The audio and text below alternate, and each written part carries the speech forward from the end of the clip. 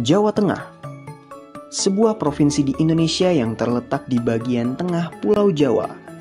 Ibu kotanya adalah Kota Semarang. Provinsi ini berbatasan dengan Provinsi Jawa Barat di sebelah barat, Samudra Hindia dan Daerah Istimewa Yogyakarta di sebelah selatan, Jawa Timur di sebelah timur, dan Laut Jawa di sebelah utara.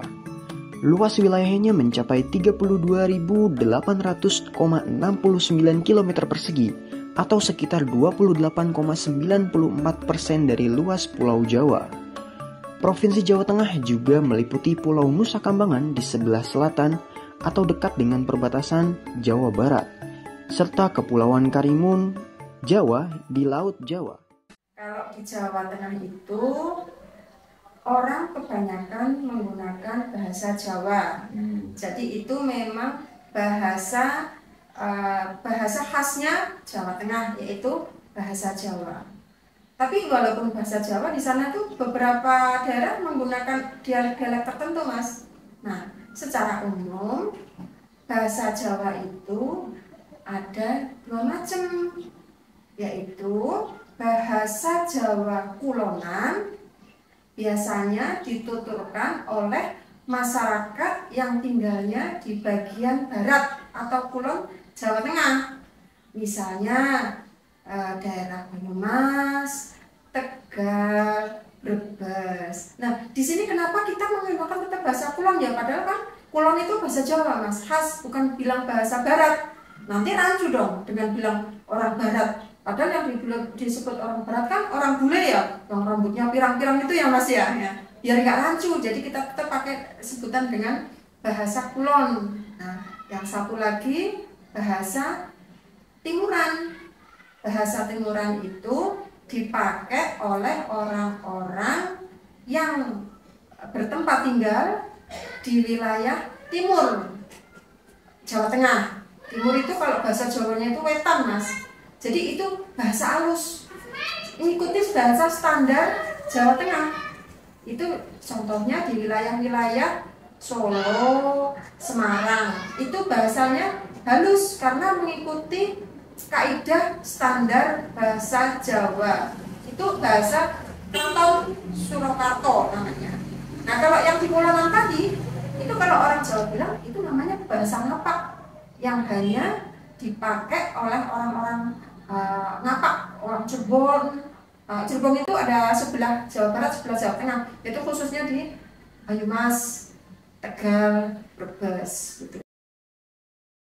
Sistem pengetahuan, salah satu bentuk sistem pengetahuan yang ada hingga saat ini dan berkembang yang ada di Jawa Tengah, yakni kalender Jawa.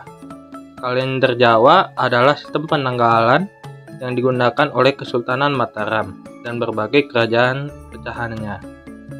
Penanggalan ini memiliki keistimewaan karena memadukan sistem penanggalan Islam, sistem penanggalan Hindu, dan sedikit penanggalan Julian yang merupakan bagian budaya Barat.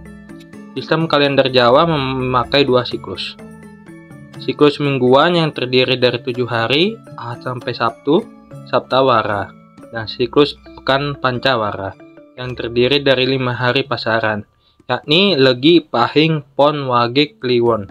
Pada tahun 1633 Masehi, Sultan Agung dari Mataram berusaha keras menanamkan agama Islam di Jawa. Salah satu upayanya adalah mengeluarkan dekret yang menggantikan penanggalan Saka yang berbasis perputaran matahari dengan sistem kalender Kamaria atau lunar. Uniknya, angka tahun Saka tetap dipakai dan diteruskan. Tidak menggunakan perhitungan dari tahun Hijriah, hal ini dilakukan demi asas kesinambungan. Sehingga tahun saat itu, yang adalah tahun 1555 Saka, diteruskan menjadi tahun 1555 Jawa. Dalam melakukan kegiatannya, masyarakat Jawa Tengah menggunakan beberapa peralatan, seperti lupu yang biasa digunakan untuk membajak sawah, garu untuk menggunakan tanah, cangkul, dan gosrok yaitu alat untuk menyiangi atau membersihkan tumbuhan liar yang ikut tumbuh bersama padi. Ada juga peralatan kesenian, seperti gamelan, yang merupakan alat musik yang terdiri dari gendang, gambang, gong, suling, dan sebagainya. Ada juga peralatan dapur seperti kuali, kendil, cowek, kukusan, tampeh, dan sebagainya. Sedangkan untuk alat angkutnya, yang terkenal adalah andong.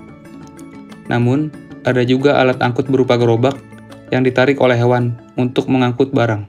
Di sektor mata pencarian, Ibu, orang-orang di daerah Jawa Tengah itu biasanya apa yang menjadi mata pencarian utama di masyarakat Jawa Tengah itu, Bu?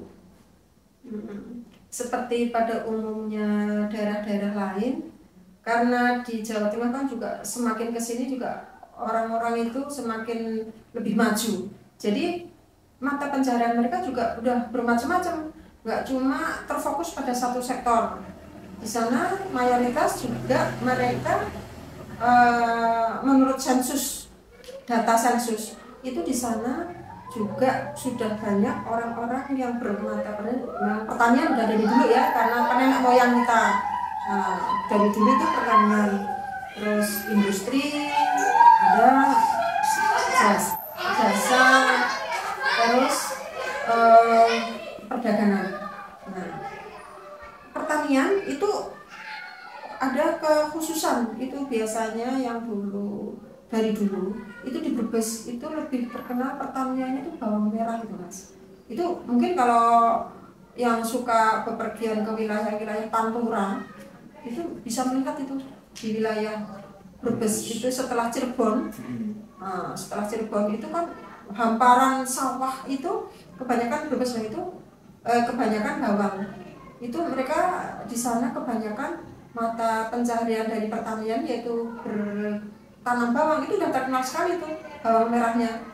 Nah di samping Brebes itu terkenal dengan bawang merahnya, juga ini kalau misalnya perdagangan tuh mereka telur asin. Nah, terus selain itu tadi industri ya, industri ada daerah-daerah tertentu yang mereka lebih dominan. Contohnya misalnya wilayah Semarang ya Mas ya, tahu ya, wilayah industri Semarang itu, terutama garmennya. Garmen di daerah Semarang.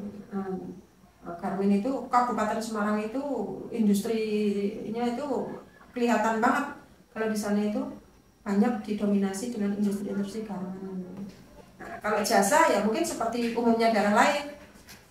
Jasa mungkin dokter, pegawai negeri, guru, atau mungkin montir. Nah, itu kan sama kayak sudah umum, tapi itu juga jadi mata pencaharian untuk Jawa Tengah.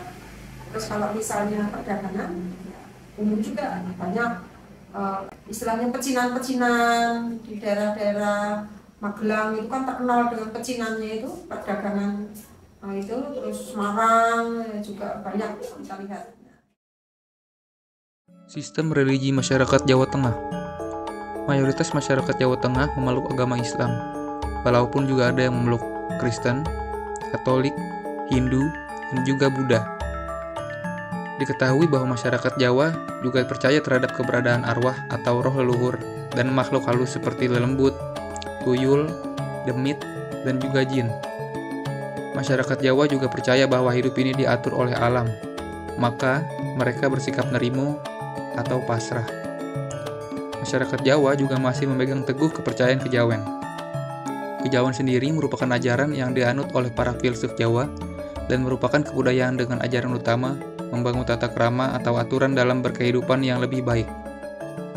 Meskipun kejawen kepercayaan, sebenarnya kejawen bukanlah sebuah agama. Kejawen lebih berupa seni, budaya, tradisi, sikap, ritual, dan filosofi masyarakat Jawa yang tidak terlepas dari spiritualitas suku Jawa. Aliran kejawen ini kemudian berkembang seiring dengan agama yang dianut oleh pengikutnya, sehingga banyak muncul seperti Islam kejawen, Hindu kejawen, Buddha kejawen, dan juga Kristen kejawen. Namun, saat ini kepercayaan kejawen dianggap kuno bagi sebagian orang.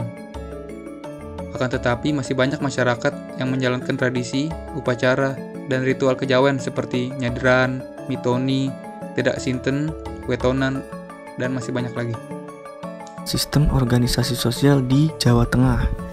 Dalam masyarakat Jawa Tengah, sudah terkenal dengan kekentalannya dalam bersosialisasi dengan orang lain, seperti dengan tetangga, saudara, ataupun dengan orang lain. Berbeda dengan zaman sekarang, masyarakat sudah berkurang rasa saling peduli dengan orang lain, hingga harus diadakan suatu lembaga organisasi. Bedanya dengan masyarakat Jawa zaman dulu, tanpa perlu adanya organisasi, masyarakat Jawa sudah sadar akan pentingnya saling peduli dan gotong royong antar sesama. Masyarakat Jawa pada zaman dahulu juga menganut sistem kekeluargaan dan kekerabatan. Jadi semua orang dianggap sebagai kerabat dan saudara sendiri. Karena masyarakat Jawa zaman dulu menyadari bahwa manusia di dunia ini tidak bisa hidup sendiri, perlu adanya saling gotong royong dan saling menolong antar sesama.